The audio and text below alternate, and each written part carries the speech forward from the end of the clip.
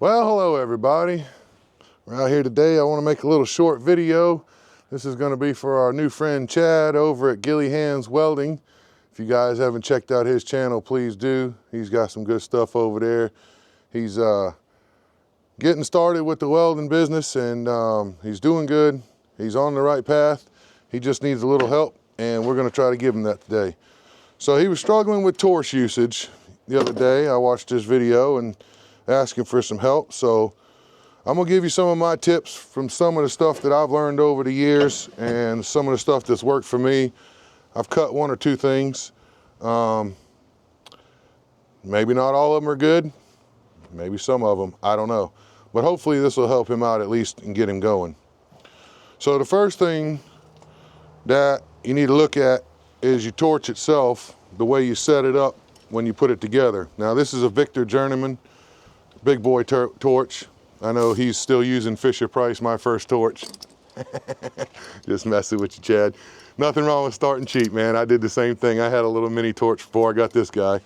So the thing is when you're using the torch, so I'm right-handed, I set my torch up when I put this head on so that these valves are in line. So all of them are on the same side, and they're on the side away from my hand inside, so that I'm not bumping up against them. So that's your first thing. Second thing, oxygen, always wide open. Just turn it open and leave it. I never close this valve. This is where all your mixing happens, so that's all you need to worry about. Leave that wide open all the time. Make sure your tip's nice and tight. Next thing, striker. You say you need a good striker. Well, this is the best they make. This is called a tri-striker. It's made by Surelight. You can get it at pretty much any welding supply house. Is it showing? Back up.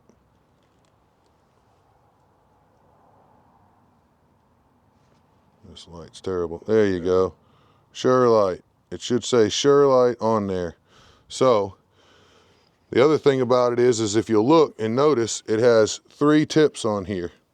So what you can do is you loosen off this little bolt in the middle, this right here, unscrews, and then you can spin that and rotate it and use all 3 tips when one wears out. So you're not just limited to the one. And then these are replaceable. So you go back to where you got this at and buy just the striker piece with the flints. You'll get 3 new flints, screw it back on, and you're good to go.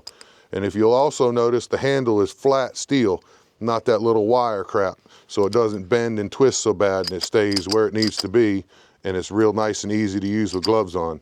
Speaking of gloves, Tillman 1424 drivers. I've had these on now for what, about a little over a week, maybe a week and a half, something like that, 2 weeks, something like that, and they're just now starting to feel really good. That's what I love about these gloves. I mean, they're not hurt at all. They're dirty, because I use them for a lot of mechanic stuff too. And that's why I like them, because they're so dexterous. I can feel anything. I can put a nut on, I can screw something down, I can grab one rod out of my bucket. Yeah, occasionally you'll get a spark down them, but you know, that's why it's us doing it, not women and children. So anyways, that's my gloves. Love my gloves, been using them for years. I probably won't ever use anything else, and Tillman's are the best. My supplier, Arc3, tried to get us to try the Iron Cat brand that they got in one time that had the pretty much same glove. Asked me to give them a shot and see what I thought. Junk. Fell apart in probably a week's time. I had a rip down this seam. My finger was hanging out. The leather is just different. It's softer. The stitches are not as strong. Not a fan of the Iron Cats. You'll see them around on YouTube. All these guys like them because I guess they're sponsoring them and sending them free. Well, nobody sent me nothing free yet. So everything I've paid for and everything I've earned my opinion on. And these Tillmans are just the best. Sorry. But anyways, so we're going to light this thing up, and hopefully I can show you on this thing. So when you light up, you don't need much flame. But when you pull it in, the main thing, can you see those little blue tips on there, John? Can you see the tips? Now this tip right here is getting pretty old. Probably needs to be replaced. I'm not getting full length on a couple of my little spots. But the main thing is that when you hit that, there shouldn't be a whole lot of change in those blue flames. They should just stay exactly as they are and not move when you hit the oxygen. Should have a nice clean blue, everything's blue, nice sharp tips on your points. If everything's good there and you're all clear, you should be ready to go. Now this is a #1 tip. So this is probably what you need to stick with, Chad, is a #1. This is gonna make nice fine cuts in small, thin steel. You don't need to get it with #2 until you're getting up to 2-3 inches thick. This will cut 1 inch, no problem. It'll cut more, but it'll gouge it. It won't really make a nice cut. But that's what a #1 tip should look like. Now, another little tip, if you happen to knock it out, you don't have to start over. It will relight right back where you were. No need to reset and soot everything out and start all over and try to redo it. Just light it right back up. See, if you bump it, hit it again. You're ready to go. That's all there is to it. So, now, first thing, you were cutting 1/4 inch the other day. Here's a piece of 1/4 inch right here. I'm gonna just show you real quick. If I'm just gonna make a little slice off of this, there's no need to heat and preheat and go back and forth and all of that. Mill scale, you'll burn right through it. It'll cause some popping every now and again, but it's not the end of the world. The main thing is when you start cutting, put those tips down there and get those tips right on the metal and start letting it melt. You'll see it start liquefying. Can you see it, John? If you see it starts liquefying. Now, when you press your throttle, or your air, I'm sorry, when you press your trigger, press it slow. Keep that thing right down in there. So, I guess you need to be steady as possible. Usually what I like to do, hold on, John. This is not a good way to show this. Let me change this up. We'll switch to this big. Now this is 3/8 plate.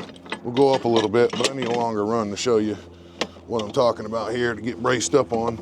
Now, a couple things I'll talk about real quick. Guides. So this right here is a 2 inch by 2 inch piece of 1/4 inch angle. What I did was I took a piece of threaded rod. I had to make this on the job real quick on the fly. Otherwise this would have been better as just a smooth rod, but it's threaded rod. I just took a grinder and knocked the threads off the top. But I tacked that little 1/4 inch piece of rod to the top of that bar. And what that done was that gave me the perfect height to lay the nut of your tip right on that edge and set it right down, and it keeps the same perfect height all the way down. So then all I gotta do is drag down that steel and let that nut sit right down on there and keep it up against, tight in the corner, and then just push or pull. And it just slides across. I can do it one-handed, see? And it'll keep it perfectly straight and perfectly nice. And it'll keep you at a 90 degrees if you follow the side of your tip on the steel, keep it locked in there, it'll give you a nice flat cut, or a nice 90-degree cut, I should say. So that's one way. This is, I know you like to cheat, so this is free, pretty much. Piece of 1/4 inch steel, you can make it long or as short as you want. Throw a piece of 1/4 inch rod on top of it, or measure your tip. Make sure when you get your tip down there and your tips are just now touching the steel, your blues, get that height right there, and then whatever your tip requires or your torch requires, just make your angle that height. You can take a 3-inch piece and cut it down. You can take a 2 and add something to it, whatever you need to do, but just get it to where that thing will maintain that height. And then all you've got to do is just set that nut for that tip on there and just let that nut just sit there and just guide you right along like that. Now, you'll see out there online, I bought this right here. This is the Flange Wizard. This is from Flange Wizard. This is their stainless straight edge with the magnets. So these magnets turn on and off. And it's good, it's great, it works okay. It's not the strongest magnet. It's nice that it's stainless. As you can see, it's just a straight plain edge. It works really good for the plasma cutter. It's a lot better for the plasma cutter, but it will work for the torch in a pinch. The only thing about it is now you have to maintain your height. So you have to do the height yourself, which this one ain't bad. I can kind of get it right in that little notch right there and let it ride. But either way, it's not bad. It's nice if you need to do something vertical, you can slap it on a wall and bring it down the wall and it'll magnetize. But it was really expensive. I want to say this thing was like $75 or $100 or more, something like that. It was a lot, and not really worth it. I mean, it's all right now that I got it, but as you might see, I don't know if you can, but it's already started to get a little warp to it, and yeah, it's all right. It's kind of gimmicky, but it's okay. But this guy right here, this angle iron is the tick. And if you get a piece nice and heavy, normally it just holds itself and you don't need to clamp it. But you know, occasionally if I get to a point where I need to, I'll just pinch it with a clamp wherever it needs to be and keep it in place. But that straight edge right there works super well. So let's go ahead and make a cut with that. Now, I think I'm running low on gas. I might have to switch over to my other tanks here in a minute, I don't know. But we'll see how it cuts. So the important thing again is give yourself plenty of time to preheat the start. You don't have to preheat the whole piece, but you want the start of it to get good and hot and nice and liquid before you hit that trigger. And when you hit the trigger, go into it soft, see that, and it won't blow back at you. Hit it real nice and easy, and then let it go. And now at this point, I'm just dragging it along that angle iron. Now your speed needs to be nice and slow so you get a good clear cut. Don't try to go too fast. That's where a lot of your pop back and snaps and starts come from, is going too fast. Give it a little bit, keep that heat ahead of it, and let that thing cut. And then a nice slow cut will make a nice pretty line. Hold your hand as steady as possible. Maintain that same speed. But as you can see, that nut is keeping my perfect height right there to cut. It's a touch high, but it's pretty good.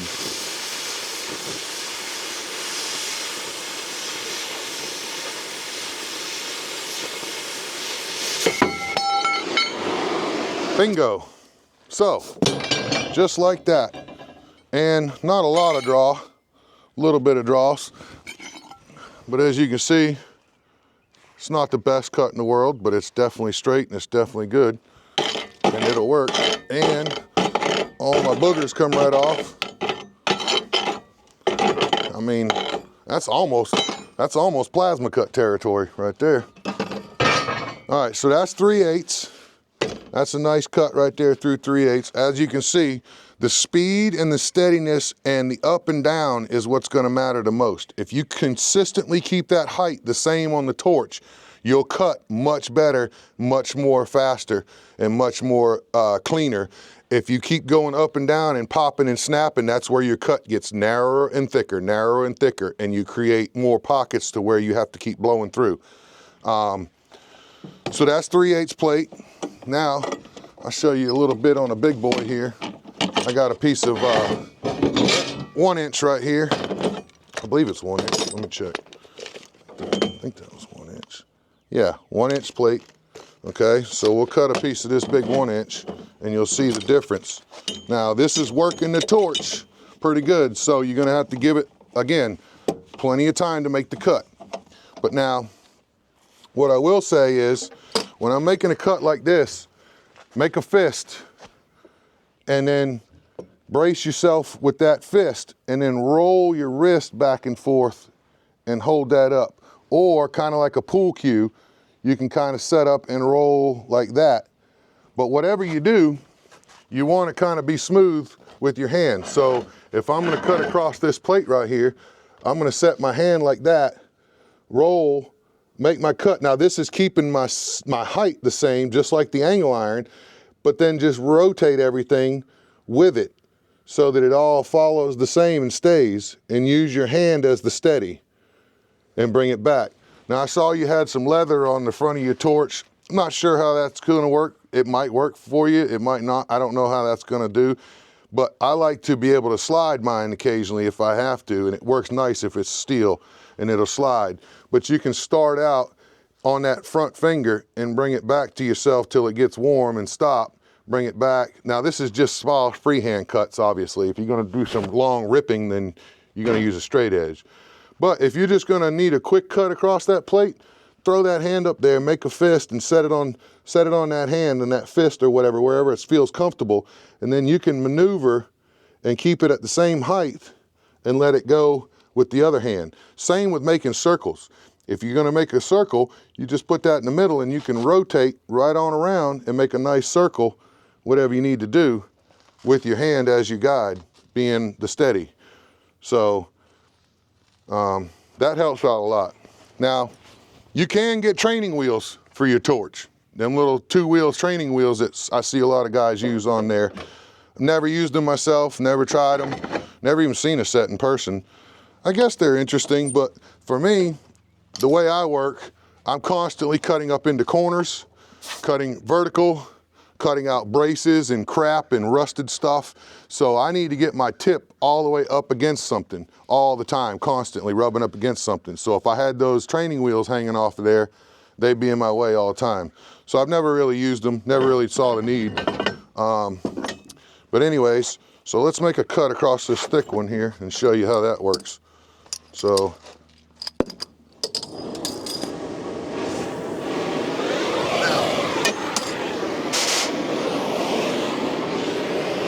again, I'm just gonna brace up off this clamp right here with my hand. And I'm gonna let that get really good and melted to where it's like runny, like a pool of weld. Let it get plenty melted, good and hot right there at the start. And then it'll carry that heat on through as you make your cut. Again, nice easy push on the throttle or the oxygen. Get it started, keep your tips right above it, and then roll it back to you. I don't think I got enough oxygen. That's cutting.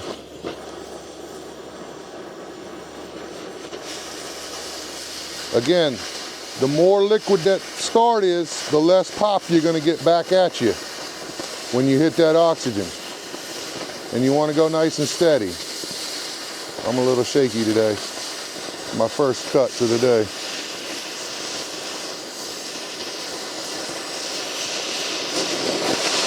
Boom. Now you'll see that's 1 inch. It's kind of a raggedy cut. I went a little fast and I didn't use a guide. So it's ugly-ish, but it's cut and it'll work. But as you see, it didn't snap back at me. It didn't pop. I didn't have to start over or any of that. As long as you keep that puddle good when you get started, you get a nice good puddle going, that heat will maintain and come on across. So that's thick stuff. Now, here's another thing too. Same with light trigger usage. I'm gonna show you how to do a plunge cut or punch cut or whatever you want to call it. And not get popped back on. So again,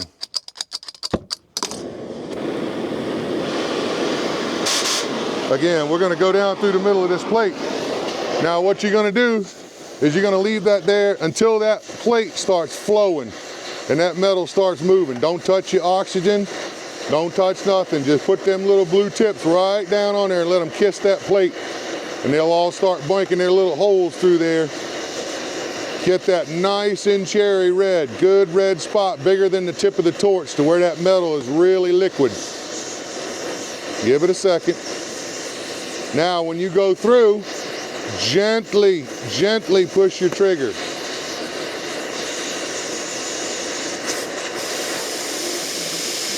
Did you see that? No pop. No blow.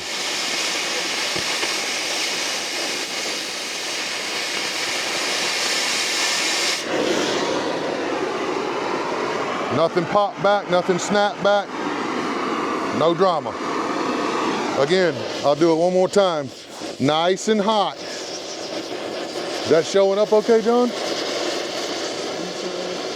Can you see it puddling up under the torch? I hope so.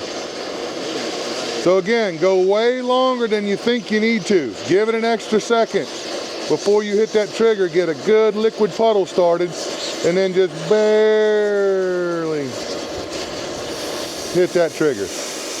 slowly give it a little pop of air and then just keep on pushing. And she ain't gonna snap back on you. Okay? So that's how we cut through like that. Now, next thing I'm gonna show you, here we got a nut on a bolt. This is a big U-bolt off a mixer truck. So if we needed to cut this nut off, but not destroy the threads, this is where it gets tricky, and this is where you really gotta have your shit together. So if you think about the flame is a circle, a column, right? It's a circle, column of air, a cone of air. So in that cone, you have edges all the way around that cone. The center is blowing wide open, cut. On the outer edge of that cone is where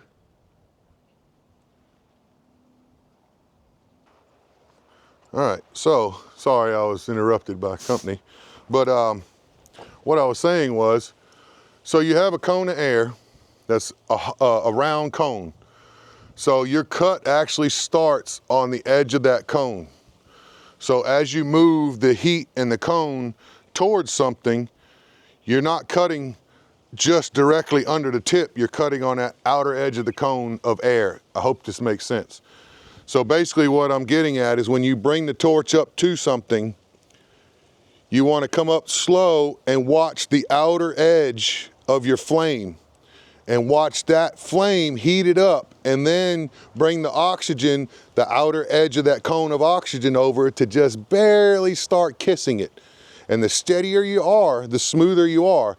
And if you don't heat the parent metal underneath the bolt and you stay on the nut, the threads will be fine as long as you don't go into them with the center of your cone of air. You're only touching the outer edge of the cone. I hope this makes sense. I'm gonna try to demonstrate it. I don't know if it'll come out on camera or not, but hopefully. So let's try it out, John. Oh, I just smoked my truck.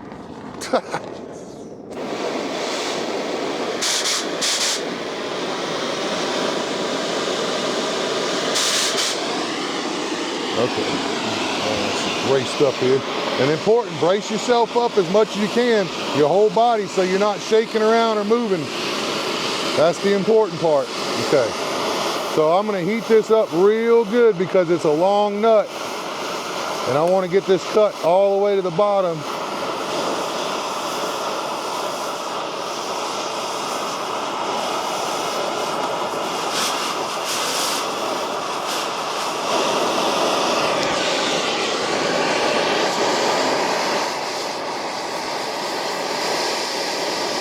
Kind of blow your flame away from the bolt and bring it in slow.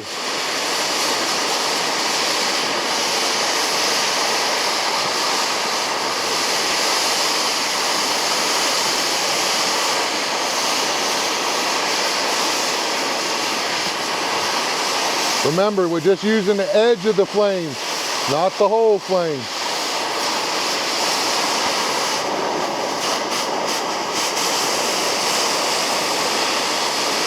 Can you see it? How I'm melting away with the edge of the flame, John? Is that showing up at all? Now I'm just barely touching it with the edge of the flame. See that? Just making little streaks down through there as not to touch the threads.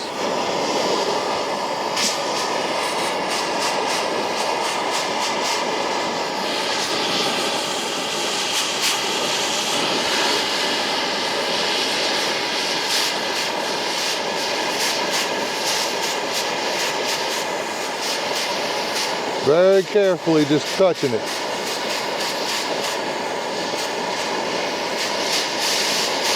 Take your time.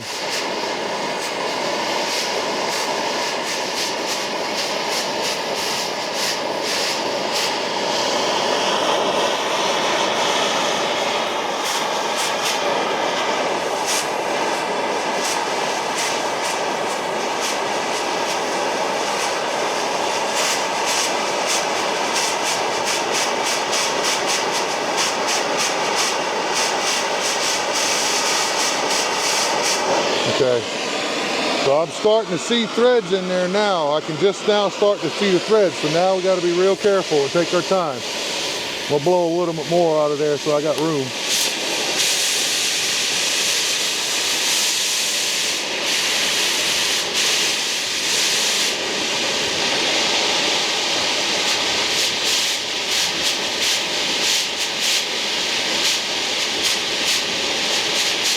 You have to watch out at the point and make sure that the point is not cutting in at the bottom. If the point of the torch is cutting in at the bottom, you're going to get a groove in there. You got to watch both ends of your flame, right at the tip and right at the bottom.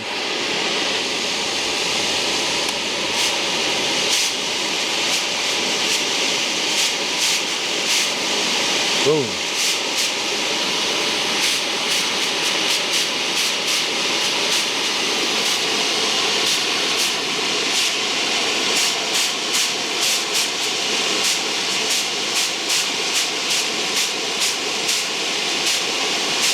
Now, I'm gonna stop right there. Can you see that, John? All right, you can see my threads all the way down, the tips of my threads. I haven't hit them yet.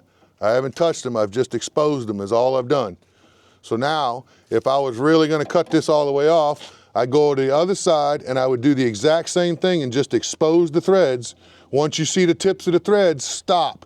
Now, like I said, I'm just using the edge of the flame and I'm just barely bumping it up against it little by little, just taking some off every now and again until I start to see the tips of the threads. Now, I'm pretty much all the way through that nut now, all the way. So if I want it now, I can go on the other side, do the exact same thing, then take my cold chisel and knock both halves off, and I can run another nut back on that and save that, no problem. So I hope that helps. I hope that works for you and shows you what you need to see. But torches can be pretty precise when you really try.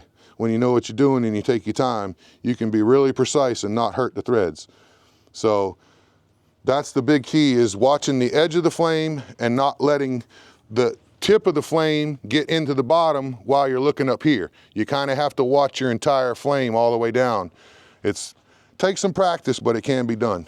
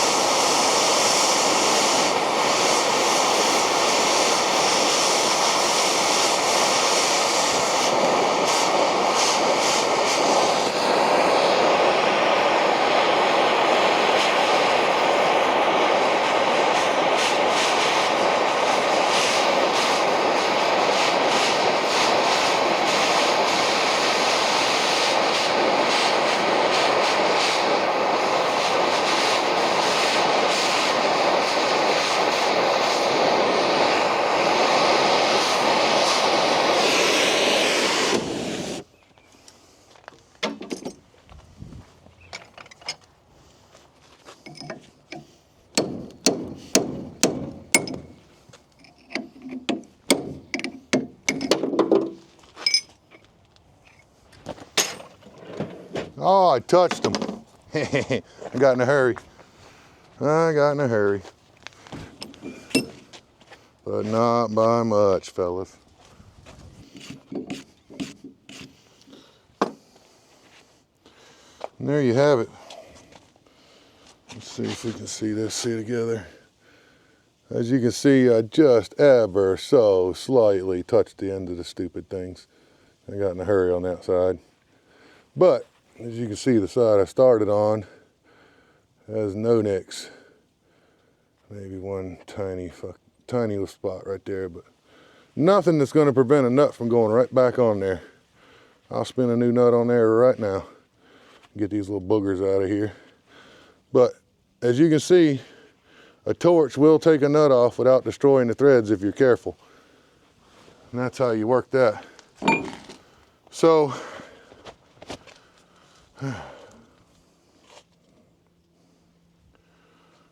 So I hope that helps you out, and I really hope that tells you what you need to know. And if nothing else, maybe one of these tips will help you out, but I'm not much of a teacher, as you can tell. I'm more of a doer. I try to explain as much as I can to old John Boy, but I overload him sometimes, I think. But